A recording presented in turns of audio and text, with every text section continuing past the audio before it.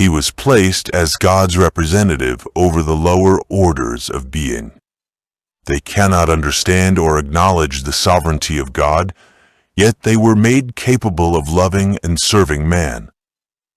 The psalmist says, "Thou madest him to have dominion over the works of thy hands. Thou hast put all things under his feet, the beasts of the field, the fowl of the air, and whatsoever passeth through the paths of the seas." Psalm 8, verses 6 through 8. Man was to bear God's image, both in outward resemblance and in character. Christ alone is the express image of the Father, but man was formed in the likeness of God.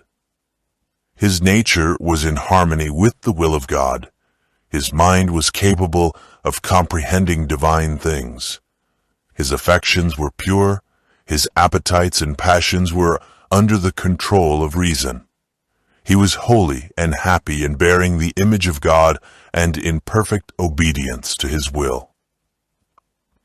As man came forth from the hand of his Creator, he was of lofty stature and perfect symmetry. His countenance bore the ruddy tint of health and glowed with the light of life and joy. Adam's height was much greater than that of men who now inhabit the earth. Eve was somewhat less in stature, yet her form was noble and full of beauty. The sinless pair wore no artificial garments. They were clothed with a covering of light and glory, such as the angels wear. So long as they lived in obedience to God, this robe of light continued to enshroud them. After the creation of Adam, every living creature was brought before him to receive its name.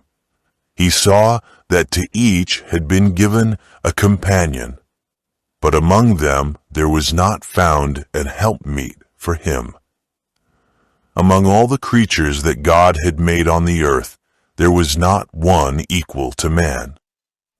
And God said, "It is not good that man should be alone. I will make him an helpmeet for him." Man was not made to dwell in solitude. He was to be a social being.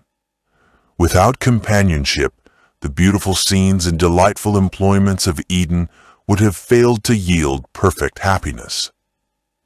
Even communion with angels could not have satisfied his desire for sympathy and companionship.